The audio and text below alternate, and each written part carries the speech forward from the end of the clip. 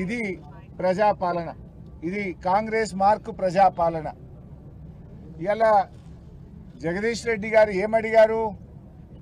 ఈ ప్రభుత్వ వైఫల్యాలను ఎత్తి చూపారు.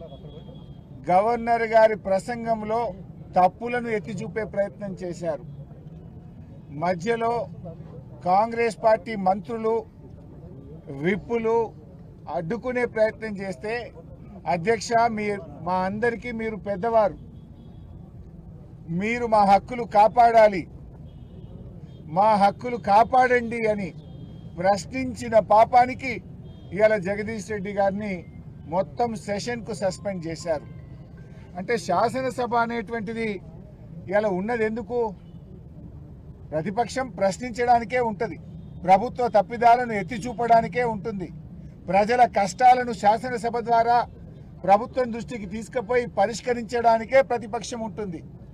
ఇవాళ జగదీష్ రెడ్డి గారు ప్రశ్నిస్తుంటే తట్టుకోలేక ఉద్దేశపూర్వకంగా ఒక పథకం ప్రకారంగా జగదీష్ రెడ్డి గారిని సస్పెండ్ చేశారు. మాట్లాడితే దళిత స్పీకర్ అని చెప్పి ఇవాళ ఒక రకంగా ఆయన స్థాయిని, ఆయన గౌరవాన్ని తగ్గించే విధంగా కాంగ్రెస్ పార్టీ ప్రయత్నం చేసింది.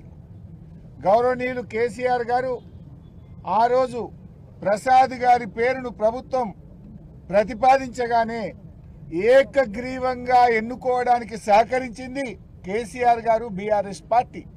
అంటే మాకు ఆయన మీద ఉన్న గౌరవం ఇవాళ ప్రపంచంలో ఎక్కడ లేని విధంగా 125 అడుగుల అంబేద్కర్ విగ్రహాన్ని పెట్టి దళిత జాతి గౌరవాన్ని పెంచింది బీఆర్ఎస్ ప్రభుత్వం.